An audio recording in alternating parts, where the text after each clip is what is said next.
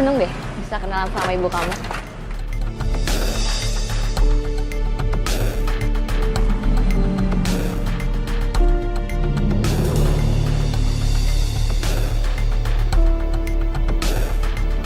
Rafa, Bapak pulang. Maafin Bapak ya. Enggak, Pak. Aku nggak terima Bapak. Pergi, Pak. Rafa, Rafa, Dinda. Rafa, maafin Bapak, Rafa. Aku nggak mau ketemu sama Bapak lagi. Bapak ngapain datang?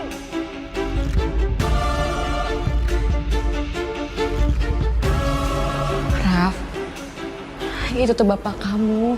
Kamu jangan durhaka dong. Tuhan aja maaf. Bapak ngapain datang lagi? Bapak itu nggak bakal bisa bayar semua kesalahan Bapak. Mendingan Bapak pergi, nggak usah balik lagi. Bapak tahu nggak? Gara-gara Bapak, Ibu jadi sakit sekarang. Aku benci sama Bapak. Mendingan Bapak sekarang pergi. Rafa, maafin Bapak, Rafa. Bapak sudah bertobat.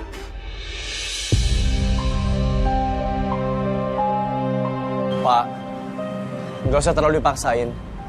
Kelihatannya Rafa dan juga Dinda belum mau nerima Bapak. Saran saya, sementara Bapak tinggal di rumah saya aja dulu. Lebih baik saya menunggu di sini sampai Rafa membukakan pintu dan mau memaafkan saya. Itu pilihan Bapak. Saya hanya menawarkan. Karena di satu sisi saya juga nggak bisa terus-menerus nemenin Bapak di sini. Saya punya banyak tugas. Lebih baik Mas Satria pergi saja. Saya mau bertahan di sini. Semoga dengan bertahan, hati Rafa menjadi luluh dan mau memaafkan saya. Ya. Sekarang saya coba bisa doain yang terbaik buat Bapak dan keluarga. Saya permisi.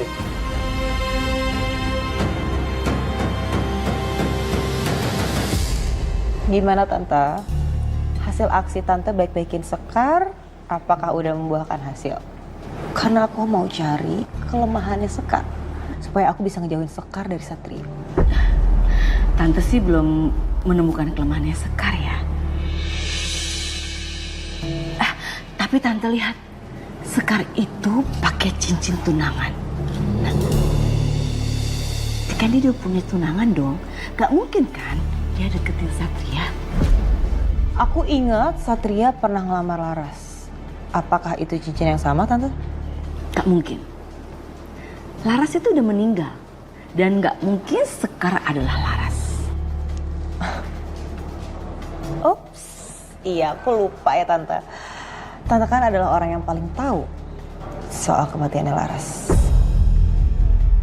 Jadi pasti Tante yakin banget dong kalau Laras itu udah meninggal. Oke, kalau gitu aku minta Tante ambil cincinnya Sekar.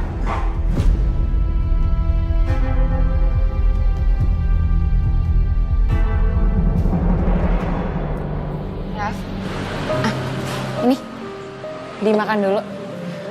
Kamu kan dari tadi belum makan. Tadinya aku masak nasi, tapi cuma ada mie instan di rumah kamu. Tapi aku nggak lapar. Rafa, ayolah dimakan sedikit aja. Nanti kalau kamu sakit gimana? Siapa yang ngurus ibu kamu?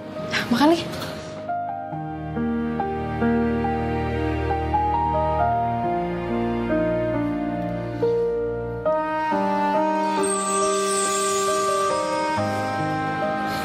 Maaf ya, kalau aku jadi kelihatan cengeng di depan kamu. Dada aku rasanya nggak bisa nahan semuanya, sakit. Aku tuh nggak butuh kaya. Aku cuma butuh keluarga aku itu utuh, bahagia. Ini semua gara-gara Bapak. Bapak kamu tuh udah berusaha berubah. Tinggal gimana aja kamu bisa nerima bapak kamu atau enggak. Apa aku salah? Karena aku benci sama Bapak.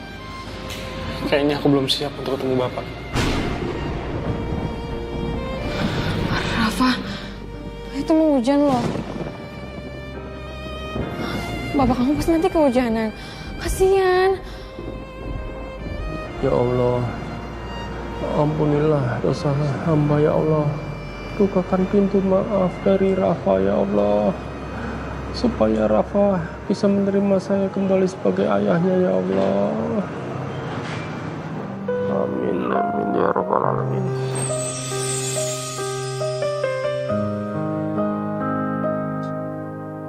Raf, jangan benci sama orang tua. Kamu mau jadi anak durhaka.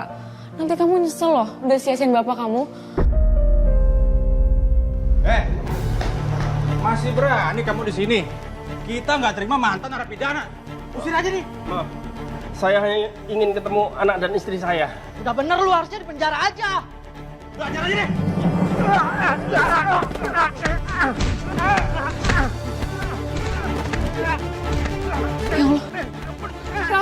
Raf, bapak kamu, dia mau keluarga Raf, tolongin. Raf, tolongin, kasihan. Nggak peduli.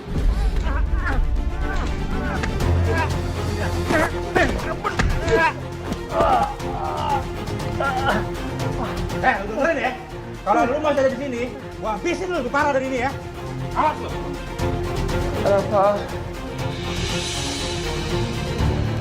Tolong Bapak, Rafa.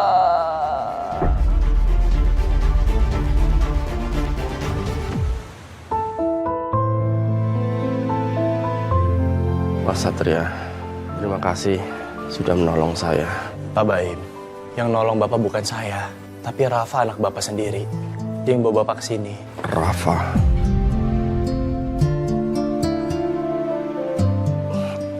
Kemana dia sekarang? Apakah dia nggak mau nemui saya? Pak Baim yang sabar ya. Kita harus sama-sama mengerti bahwa ini tuh berat buat Rafa. Pasti nggak mudah buat dia bisa menerima semua keadaan ini, Pak. Tapi saya yakin perlahan dia akan luluh kok. Saya paham. Rafa begitu membenci saya sampai seperti ini. Ini semua karena masa lalu saya. Pak, lebih baik Bapak nggak usah meratapi kesedihan seperti ini, Pak. Yang sudah berlalu biarin aja, Pak. Sekarang Bapak fokus untuk cepat sembuh. Fokus supaya Bapak sehat. Ya, jangan banyak pikiran. Nanti saya juga bantu bujukin Rafa ya, Pak. Terima kasih. Permisi, saya mau kasih obat ke Pak Baim. Hati-hati. Kayaknya nggak usah dikasih obat sekarang. Pak Baim udah istirahat. Mas Satria, Bu Astari ngasih saya makanan. Apa nggak terlalu berlebihan ya? Makanan kesukaannya Bu Astari apa ya, Mas? Biar saya masakin. Nggak usah. Kan kamu sibuk. Mana sempet untuk masak. Urusin aja pasien-pasien sama keluarga pasien. Atau kamu kesenangan ya? Karena kamu udah semakin dekat sama keluarga aku. Maksud kamu apa sih? Kok ngomongnya kayak gitu? Nggak usah dibahas. Aku harus balik ke kantor. Kalau ada apa-apa sama Pak Baim, tolong kabarin.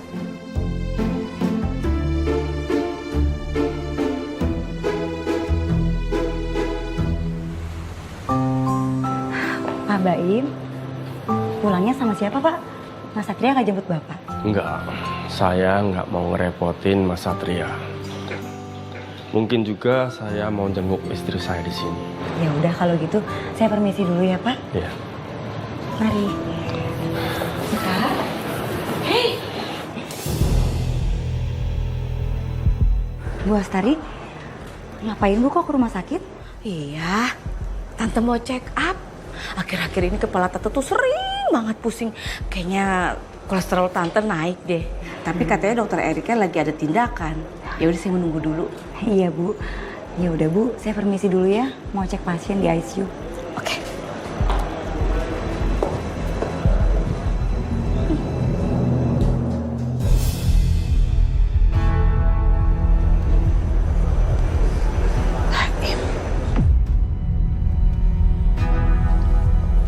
Baim? Ibu Astari. Saya punya kerjaan buat kamu. Kerjaan? Wah, kerjaan apaan Bu? Kebetulan sih saya juga lagi cari pekerjaan sih. Bagus dong. Saya mau kamu memata-matai seseorang dan mengambil barang berharganya.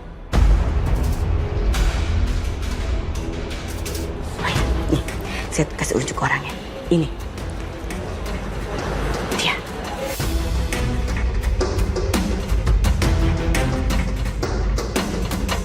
namanya Bella.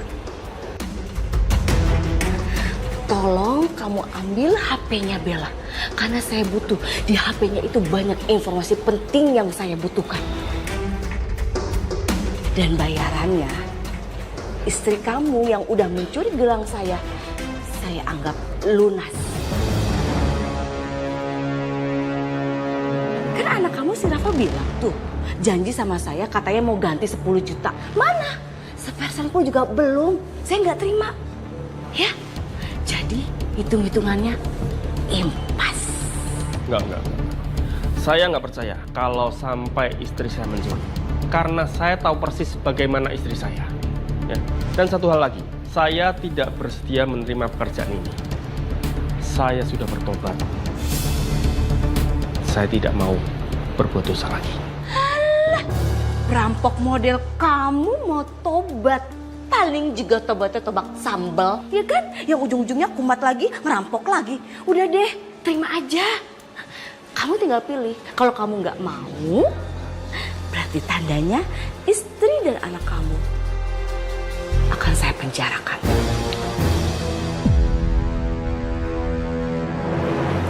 Pikirin matang-matang ya.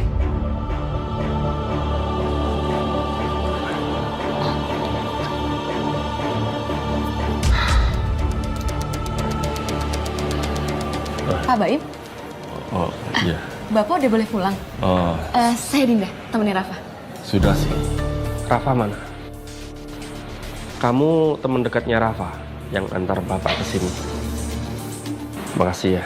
Ya Pak, Rafanya lagi di ruangan Bu Mara, katanya Bu Mara hari ini boleh pulang. Alhamdulillah. Oh ya, Din, maaf. Bapak mau tanya, apa benar Ibu Mara mencuri perhiasan Ibu Astari? Rafa sih cerita kayak gitu Pak, tapi saya nggak percaya. Barusan Ibu Astari datang ke sini dan dia menceritakan semuanya. Dan dia juga menawarkan saya pekerjaan. Dia menyuruh saya mengambil HP seseorang dan juga mata-matai orang itu. Kalau sampai saya menolak, dia akan menjebloskan Rafa dan ibunya ke penjara. Itu yang bikin saya bingung. Wah, pilihan yang sulit ya Pak. Oh ya Din, maaf. Jangan kasih tahu Rafa juga ibunya soal hal ini. Cukup kita berdua yang tahu ya. Ya Pak. Mas, kamu nggak apa-apa Mas? Nggak apa-apa sih. Syukurlah. Rafa, maafin Bapak ya.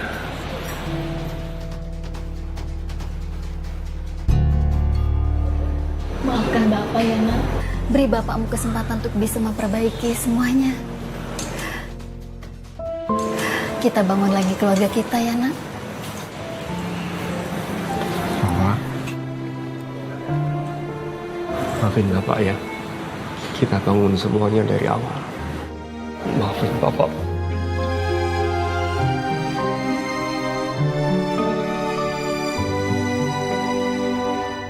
Pak Baim mau menjadi informan kita untuk mengungkap sindikat perampokan besar di kota ini. Jadi saya harap seluruh anggota perhatikan keluarganya Pak Baim. Saya minta pengamanan untuk Pak Baim dan keluarganya. Siap, Dan. Saya sudah menemukan satu nama penting perampokan di daerah Alam Indah. Bagus.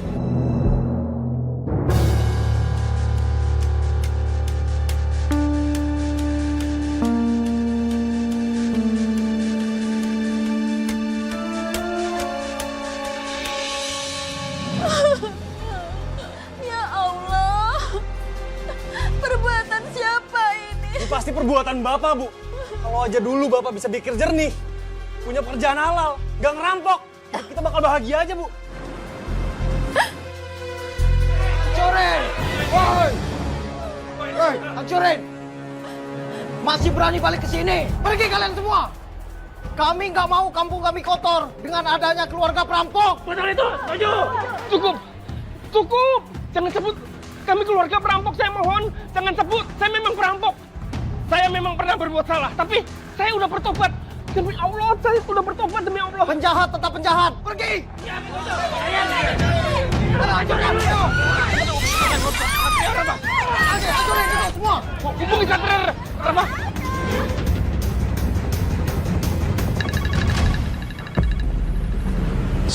Saya angkat telepon. Ya, halo. Halo Mas Satria, tolong Mas, ada orang yang menyerang rumah saya dan mengancam akan membunuh keluarga saya Mas. Warga juga menyerang kami Mas. Mas Satria tolong Mas, tolong banget Mas. Baik. Kamu tenang ya, saya dan anggota segera ke sana. Kita berangkat sekarang ke rumah Pak Baim. Pak Baim dan keluarganya diserang. Siap. Cukup.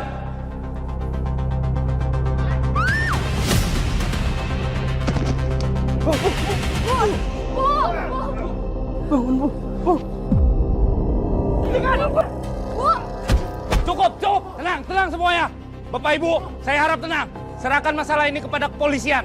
Tapi kami nggak mau. Kampung ini dinodai sama keluarga penjahat. Bapak Ibu, saya harap bisa ditertibkan ya. Kalau kalian masih bertindak anarkis, saya nggak segan-segan untuk tangkap kalian satu persatu. Kalian bisa dikenakan pasal berlapis. Pasal 170 KUHP tentang pengeroyokan. Pasal 406, 407 tentang pengerusakan barang. Dan nggak berhenti sampai di situ. Pasal 160 KUHP tentang penghasutan secara lisan maupun tulisan. Udahlah bubar aja. Ntar malah kita masuk penjara.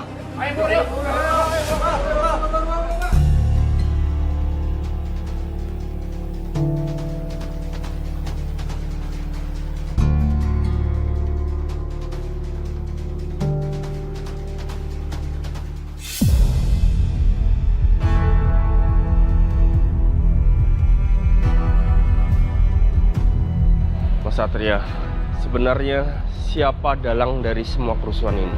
Sejujurnya, ada pihak yang sengaja untuk meneror Pak Baim dan keluarga.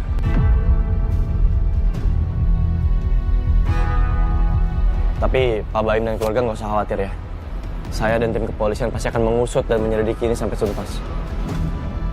Dan saya minta Pak Baim dan juga Rafa bisa ikut ke kantor untuk diminta keterangan lebih lanjut. Saya butuh detail tentang masalah ini.